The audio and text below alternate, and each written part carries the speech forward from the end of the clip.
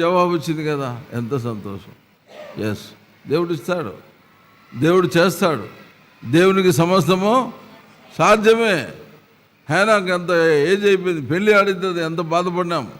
దేవుడు ఒక సంవత్సరం పెద్దోడైనా వచ్చినాడు, చక్కటి బిడ్డని ఎత్తుకొని వచ్చింది, ప్రార్థన చేసినాం, వెళ్ళిపోయాను హ్యాపీగా.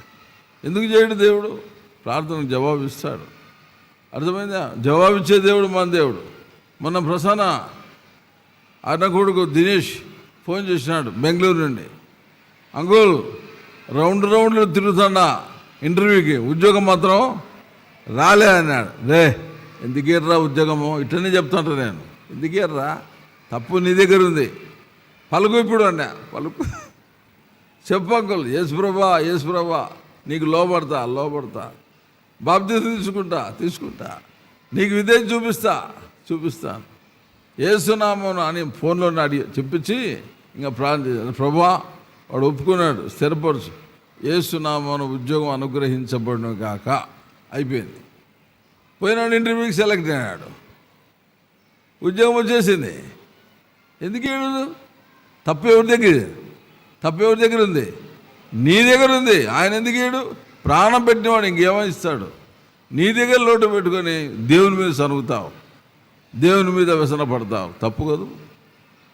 నీవు సనిగేది, నీవు గొరిగేది, నీవు దేవుని శోధించేది, మళ్ళీ దేవుని మీద చెప్తావు. ఎట్టది? ముందు దేవునికి పర్ఫెక్ట్గా ఉండవు. ఎందుకు చేయడు చెప్పండి?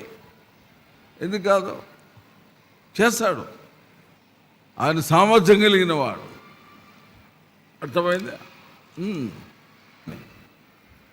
అంగులు అని, అవును ఇచ్చినాడు, నమ్ము, నువ్వు విధేయం చూపిస్తాను, ఇచ్చినాడు, ఇంక అంతే, ఇంకా పో, ఇంటర్వ్యూ పోయినాడు, సెలెక్ట్ అయినాడు.